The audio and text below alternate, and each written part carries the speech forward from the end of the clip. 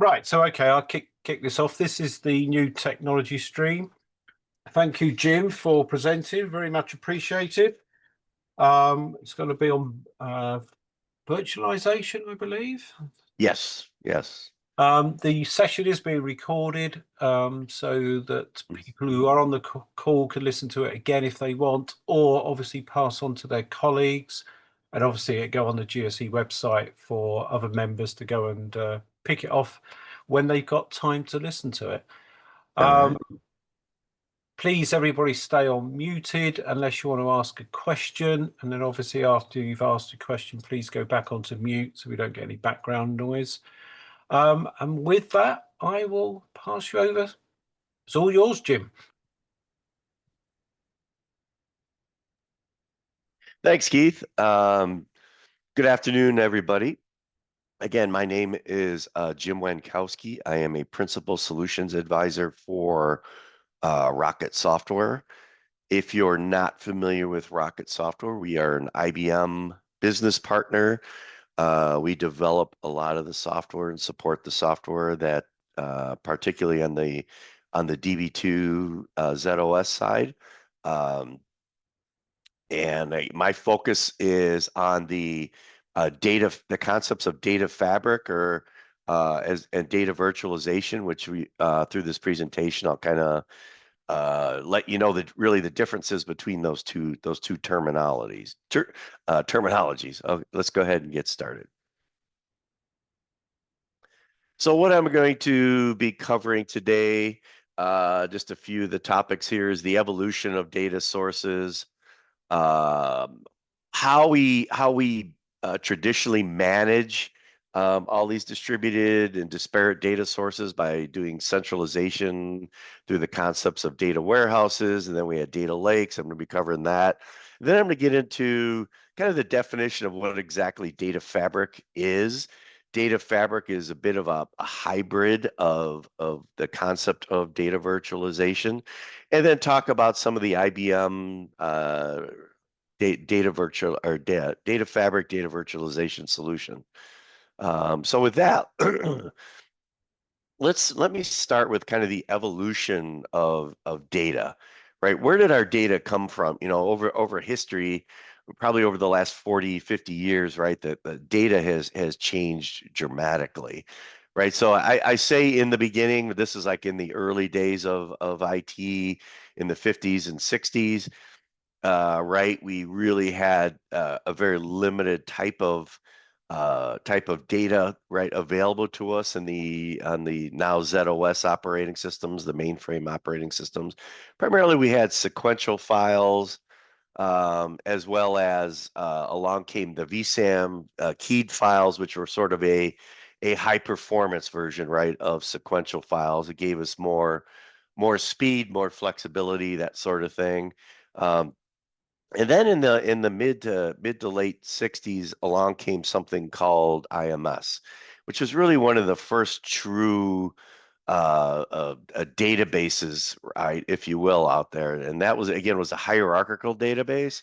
If you're not familiar with IMS, most of you will be familiar with the concepts of relational databases, which is really where we spend most of our efforts today, right? Things like DB2 and any of the other types of relational data sources. Um, but a little bit of history behind where IMS came from, is really it was developed in conjunction between three companies. It was IBM, it was Caterpillar, and Rockwell International. And the original concept of it was there was a need to support the Apollo space program. And it was designed to be a repository for the bill of materials for the Apollo spacecraft. So that's kind of an interesting backdrop of that. Um, Back in the 80s, when I started my career in the early 80s, I worked for an aerospace company called Northrop.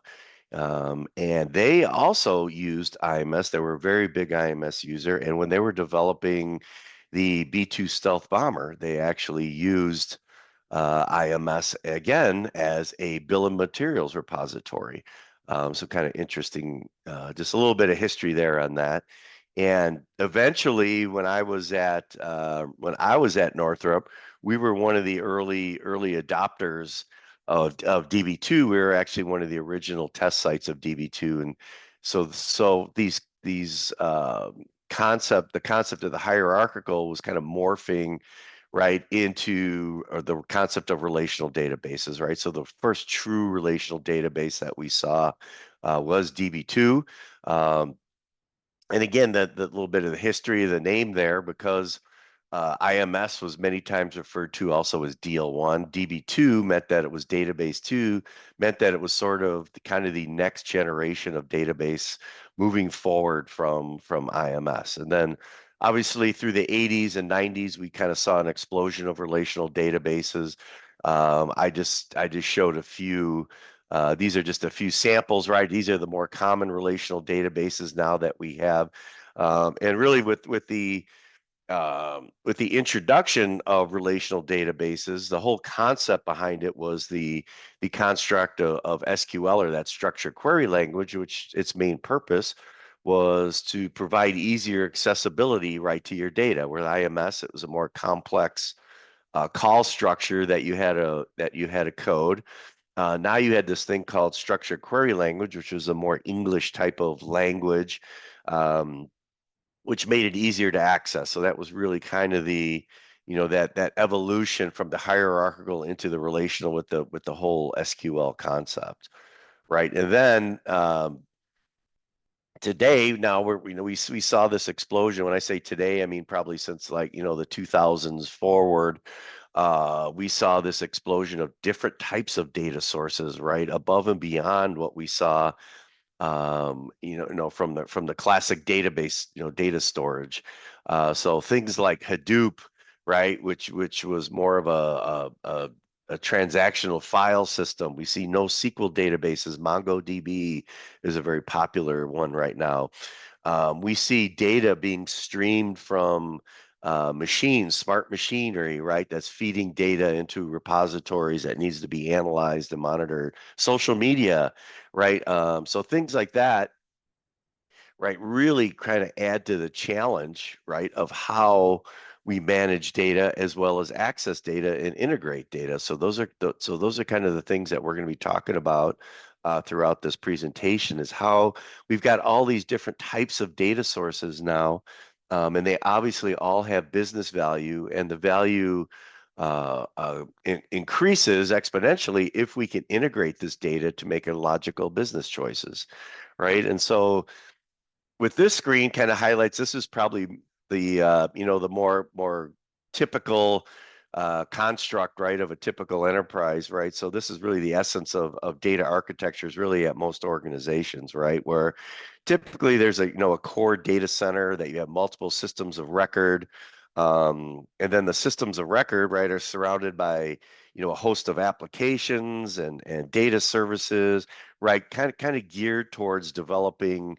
or supporting specific business needs. So when we attempt to tie all this stuff together, right, it becomes a very busy, very complex environment, right? And so, and business needs constantly evolve through the corporation or through your enterprise, right? So new applications and services are constantly being, added. Organizations have more, complex data requirements, right? So again, it's just getting more and more complex out there, and getting more and more difficult, right, to be able to manage and utilize all this data. So really the traditional way of integrating data was through the classic data warehouse, right? So we saw data warehouses kind of really found their niche in the 90s, right? So that was the way that you would physically centralize your data.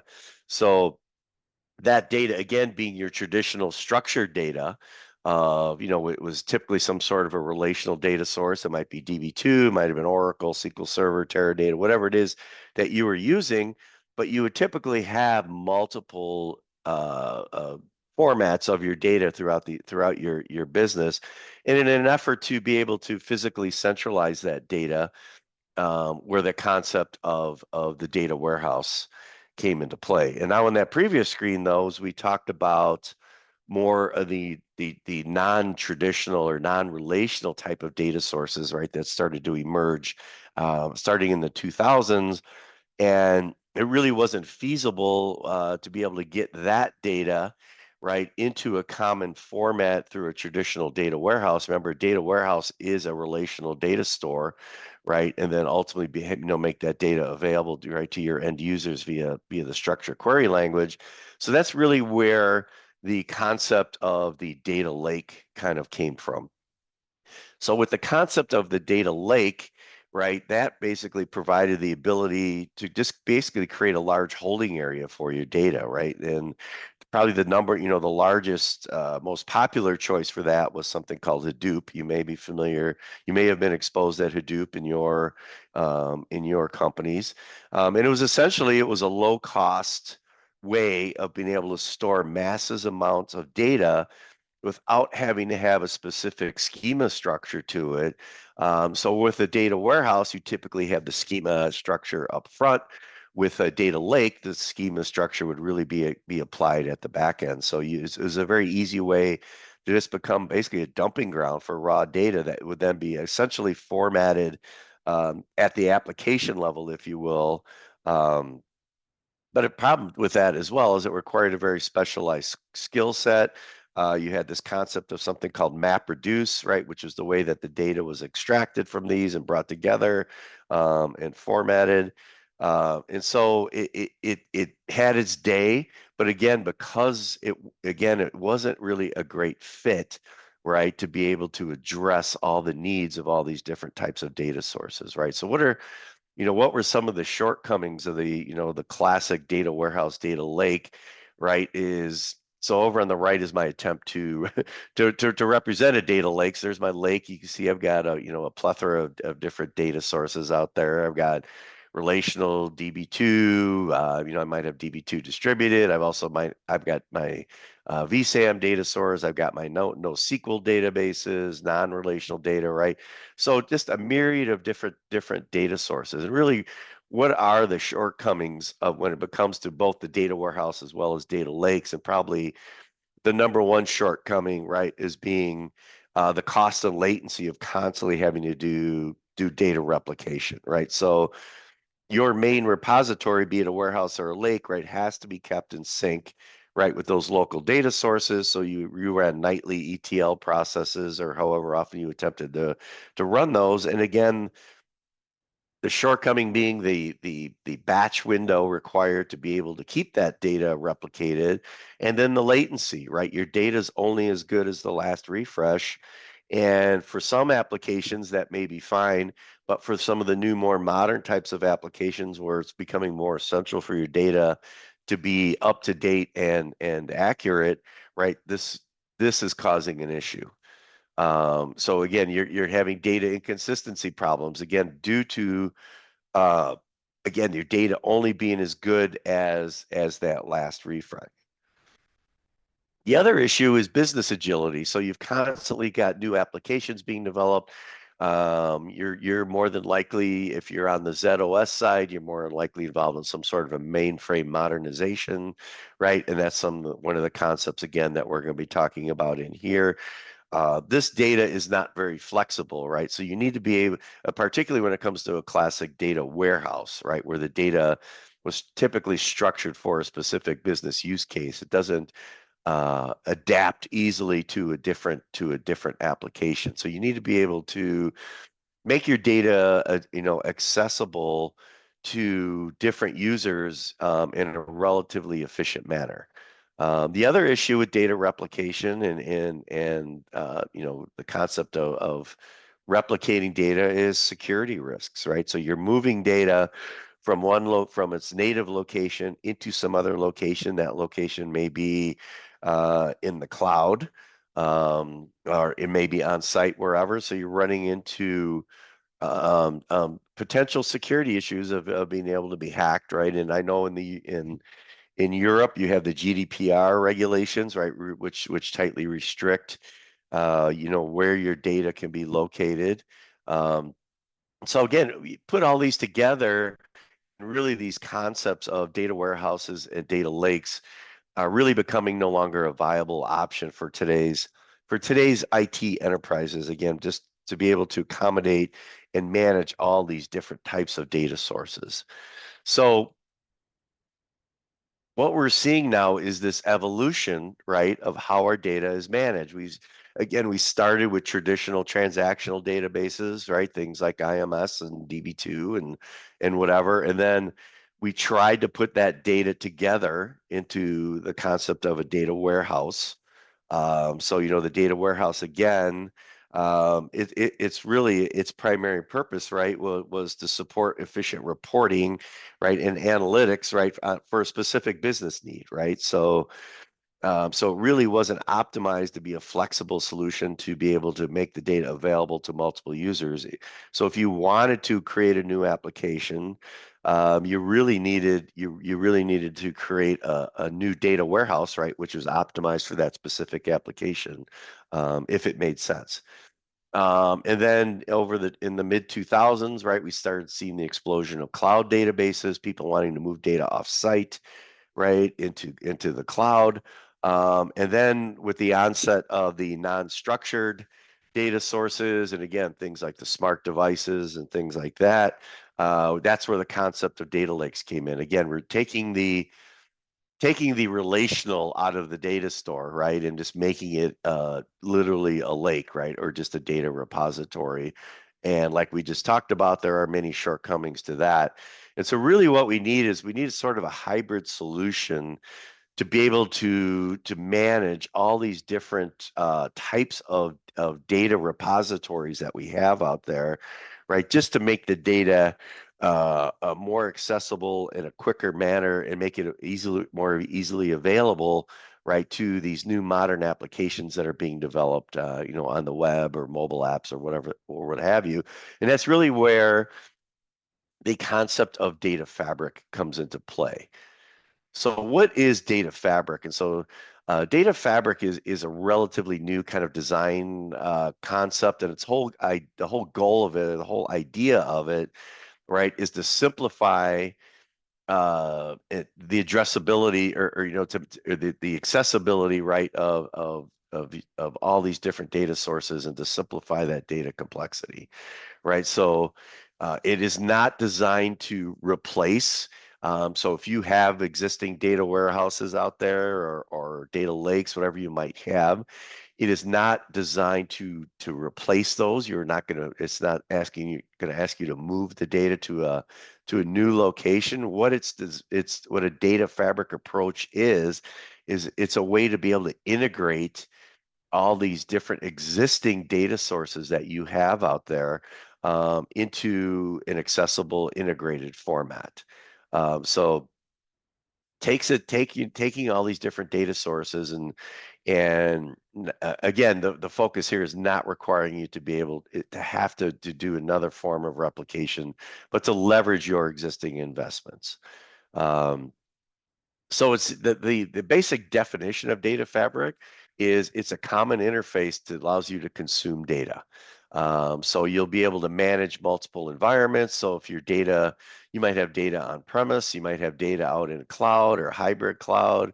And the ultimate goal is to make data more self-service from a data consumption layer. So if you're to give you ultimately more business agility. If I have um, new applications coming on board that need to leverage uh, existing data that I have out there. I don't want to have to build a special repository for them or do some sort of jump through hoops to be able to get that data accessible. So I want my data to be self-service. I want it to be able to be enterprise wide, right?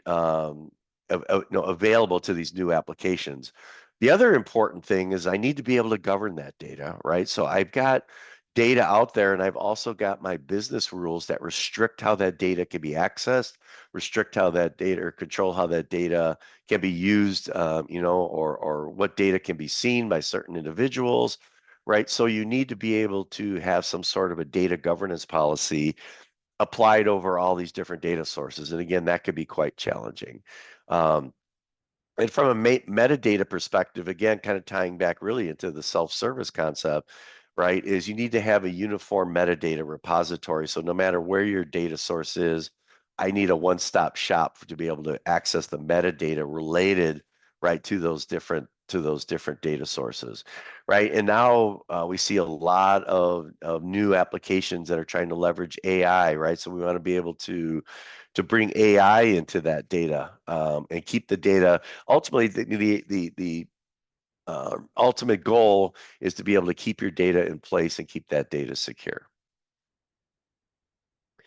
So this is just a little bit more of a pictorial approach to that architecture, right? So essentially what a data fabric architecture is it's a software layer basically that sits on top of all your different data sources. So it allows you, and it will provide a consistent interface for your users. So no matter where your data lives, if your data is in the cloud, if it's on premise, is it mainframe, is it in a data lake, right? Wherever it is, you're going to have uniform access to that data as well as the metadata, and also be able to apply that data governance and security to that data, right, through a common interface. So again, ultimately being able to provide that self-service type of access, right, to all these different data sources across your enterprise.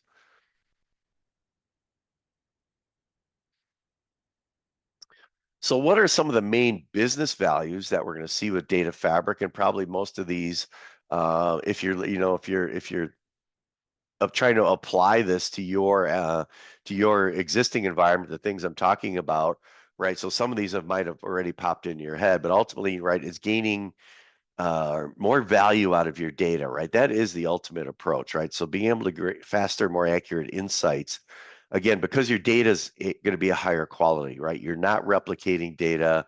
You don't have data in multiple formats. You're going to have a uniform SQL-based approach to your data. So you're going to be able to integrate data that traditionally could have been quite difficult to integrate, ultimately improving and increasing the business value, right, of your data. So you're also going to be able to, develop your applications quicker, right, where you're going to be able to spend more time analyzing the data rather than having to find and prepare the data, right? So not having to worry about, ETL, when was my last data replication done, right? So I know my data is going to be up to date and as accurate as possible. Um, and it's going to give me that self-service concept of if I've got a new application coming in that needs specific, needs my inventory data as an example, and my order history data, whatever it might be, that those will be available essentially in a self-service type of construct. Again, I don't care if it's in the cloud, I don't care if it's on the mainframe, wherever it is, it makes that data much more accessible to the end developer. And ultimately, again, you by reducing the number of copies of data that you have out there, you're ultimately going to be reducing your infrastructure costs when it comes to storage, and as well as having to run ETL processes. So the CPU costs and the man-hour costs of having to maintain data replication processes will get minimized. Um, and also, like I mentioned, being able to to apply global compliance and security across your different data sources, again, it makes your data much more secure. So when it comes to Z data, my focus here is primarily going to be on Z data during this presentation. So you're going to have most likely you're going to have a mix of non-relational data sources and relational data sources when it comes to Z. So you may be, if you're running DB2 out in your shop, so you're going to have those relational data sources. And many shops also have non-relational ZOS things like IMS, VSAM. A lot of companies I talk to still use sequential files in their applications. And again, I need to be able to integrate this data right in with all my other data sources, things like I might have Oracle or SQL Server, right, or wherever that other data is coming from. I need to have an approach, right, where I can be able to virtualize this data and make it all look like it's coming from the same location, as well as then also be able to apply or apply governance right to this as well to make it want to make it accessible to my business intelligence applications, my end user applications, whatever they might be. So from a IBM perspective, we have things called we have the concept of the DB2 Analytics Accelerator, right, which is our high speed analytics engine that helps you analyze both relational and non-relational data, right? And then we have something called Data Virtualization Manager, right, which is what's going to be able to help you virtualize those non-relational data sources, things like your IMS, vSAM, and sequential. So how does IBM apply the data fabric architecture? And they do that through something called IBM Cloud Pak for Data. So this is really the data fabric solution that's available. So what this is going to what is Cloud Pak for Data? And Cloud Pak for Data, it's really a fully integrated data and AI platform. So it's a developer's tool. It's a data administrator's tool, a data scientist tool. It's built on Red Hat OpenShift architecture, so it can reside pretty much anywhere. So if you have it on site, on-prem, on cloud, you might have an AWS cloud out there. You might want to run it on Z. You can run it on Z Linux as an example. And it is a full-blown data fabric approach where it's not only going to allow you to bring in and virtualize all these different data sources that exist in your environment, but it's also going to allow you to govern your data, right? And it's going to allow you to analyze your data, right? So it's a way of bringing that data back um, into a common format with a common metadata catalog. So again, what it is, it's a data fabric. It's essentially a data fabric architecture out of the box, right? So it's a dashboard, again, that has all your abilities to be able to not only virtualize your different data sources, but also then apply the different governance type of rules to your database. So example, if I want to bring in data sources, I would go to the data virtualization option. And from there, I can see I've got all my different data sources that are a part of my organization. So I've got a mixture of, I've got some ZOS data, non-relational data out there. I've got Postgres data out there. I've got DB2 in the cloud. I've got DB2 warehouse. I've got some Mongo database data out there. And as you can see, I've got that all brought in here, and I'm going to be able to use Common SQL to be able to write applications to access any of these data sources, just as if they were all in a common format. So I'll be able to run queries against individual data sources. I'll be able to join data sources, again, using Common SQL. So that's a very powerful concept when it comes to doing your data integrations. So it provides a wide array of data source. This is not an exhaustive list. This is just some of the more common. So you see the entire DB2 family in there. You see things like Hadoop, as well as the NoSQL databases like MongoDB. You see I might have my distributed sources out there, non-mainframe, x86 data sources. I might have Oracle, SQL Server, whatever it might be. Even things like Excel spreadsheets or CSV files might have data that I want to integrate into some sort of an analytics report. But the thing that you're not seeing in here that's missing are my other non-relational Z data sources. So things like IMS, my vSAM files. I talk to a lot of customers, particularly in South America, who still are heavy database users, looking to be able to leverage this data right in their newer application, so it becomes a challenge. So to be able to do that in the data fabric approach is we have something called Data Virtualization Manager, which plugs into Cloud Pak for Data.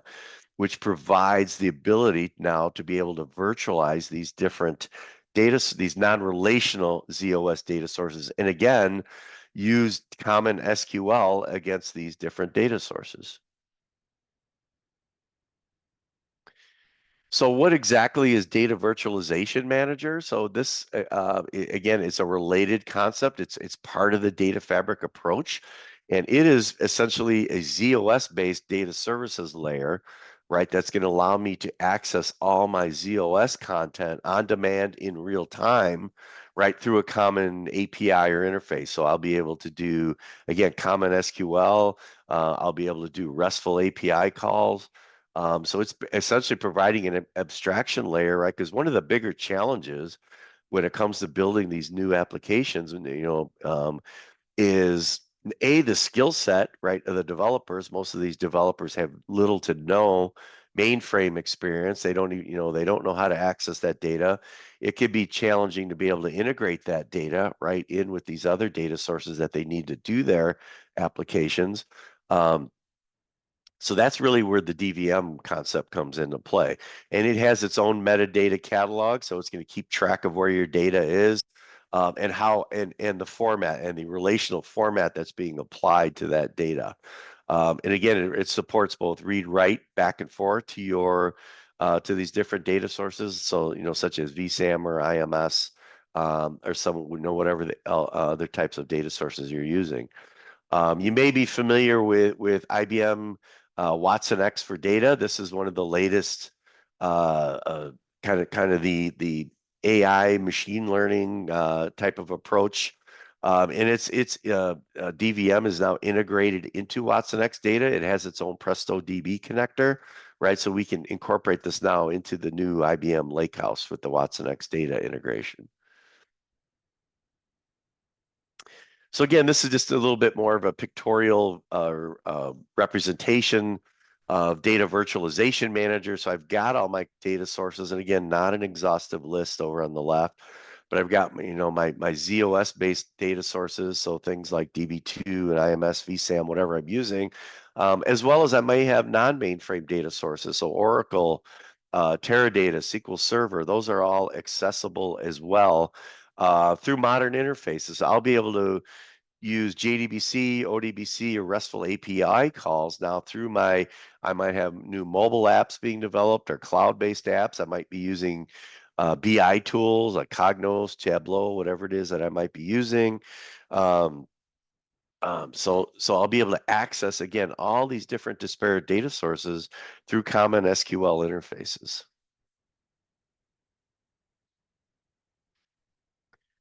The other thing it's designed to do is do this access very efficiently because it runs on Z. So when it comes to your Z data sources, it's designed to heavily leverage that architecture. So zip engines are heavily leveraged. So you're going to see up to 98, 90, even 99% zip offload potentially for the IO. So you're just going to have the GPU cost savings for doing things like vSAM IO as an example. We leverage hardware compression, parallel IO. So if you're doing large data pulls, we'll do it. We'll parallelize your tasks. We do a lot of in-memory caching. So to make that access to these more of these legacy Z data sources, make it more readily available and much more efficient to access. So I'm just going to, this one again is just a bit of an overview of the architecture. So again, the more common interfaces that we're going to support here are both our SQL, RESTful APIs if you're via ZOS Connect. We support no SQL call, so you'll actually be able to bring in, if you want to join Mongo data as an example with vSAM data, right? Sounds crazy, but that's there are customers out there that have those kind of needs, and through the data virtualization / data fabric architecture, you will be able to do this very efficiently and very cost effectively. So what I want to do is I just want to take you through a sample use case of how data fabric can help you leverage your different data sources in a relatively simple manner. So I'm going to start with, I've got my company, which is called Rocket Stock. And I've got some multiple data sources here. So all my stock transaction data, I keep stored on ZOS in traditional vSAM data stores. But all my customer data I have stored in MongoDB. So typically what I do, traditionally what we did was we ran an ETL type of process where we put this data all into a Hadoop repository that where we could then extract the data through MapReduce processes because we were doing a weekly stock trading report. But what we want to do is we want to move to a 24/7 web app or mobile app, right? That's going to be available to my customers. So that'll be able to log in. They're going to be able to view their personal stock trades. And obviously, this has to be in real time. It has to be available 24/7. And my current architecture just can't support that. So I need to find a new approach to this. And this is really where the data fabric approach, data virtualization approach is going to be able to be leveraged. So where I'm going to start is I'm going to virtualize my vSAM data and create my virtual table. So you'll see on the left, I have all my different vSAM files. I have my stock trading history. I have my stock symbol information, stock transaction information. So what I do is I create a virtual table against those traditional vSAM files.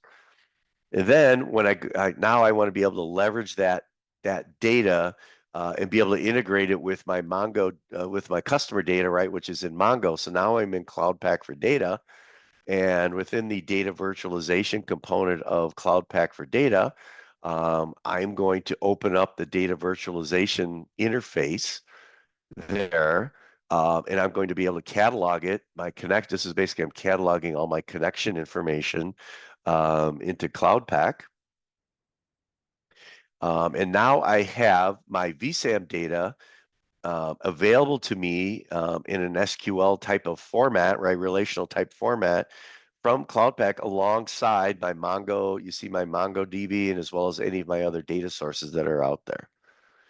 So what I would do is once I have that data cataloged into Cloud Pak, I can access it here via common SQL, which I'm going to go through an example here. So I'm going to say I'm going to virtualize my data. So I'm going to select my data virtualization, or I'll select my MongoDB, whatever the data is that I need to virtualize.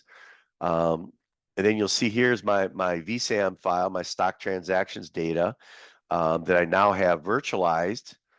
And it's really that now I'll be able to treat that data just as if it was another relational data source. So you'll see I've got my stock transaction file, I've got stock history. And what I can do at this point is I can actually just go and say preview. And now you'll see that data looks just like any other relational data in here. And the other thing I'd be able to do, I'm not going to cover in this presentation, is I can also apply my business rules in here. So if there's restrictions, I might need to have some data, to be hidden, like social security numbers as an example. I need to be blanked out, or I need to be able to, categorize specific data, data types or columns, customer information, whatever it is, right? I can apply those data rules through Cloud Pak as well for my application developers. And oops, I lost a slide there. 1 second. Somehow that got, my apologies.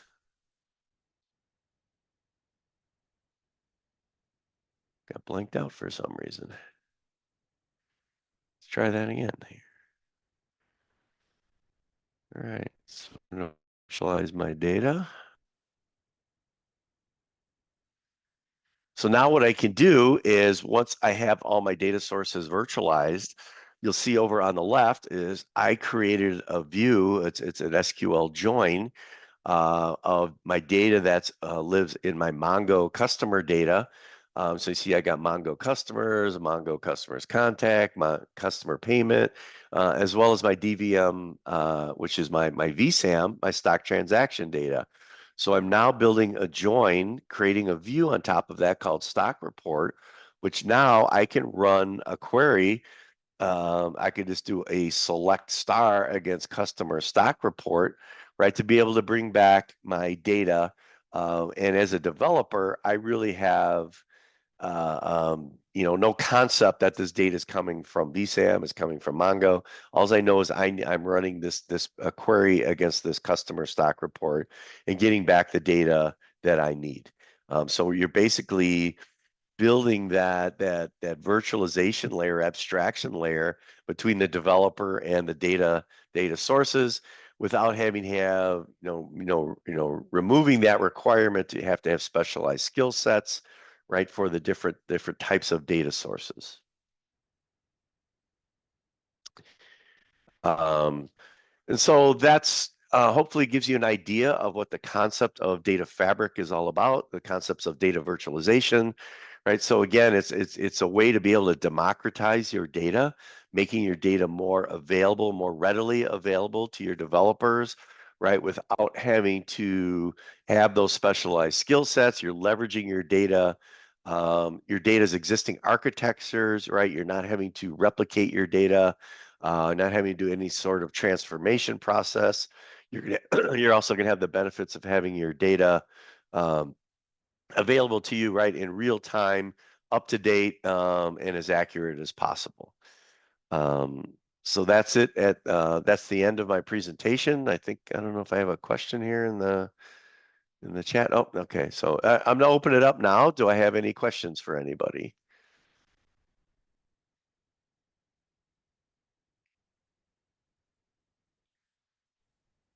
Okay, there's Okay. not going to be any questions.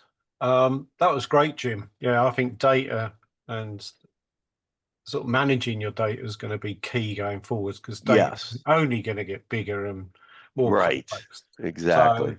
excellent presentation. Thank you very much, Jim, for that. I say it's recorded so people can pick it up That's great. when they've got time. Appreciate your time in presenting today. Uh, And with that, unless you've got anything else to say, Jim, I will be uh, in the meeting. nope. I am all good. Thank you so much. Excellent. Thank you very much. Okay. All right. Thanks. Take Bye care, bye. everyone. Bye.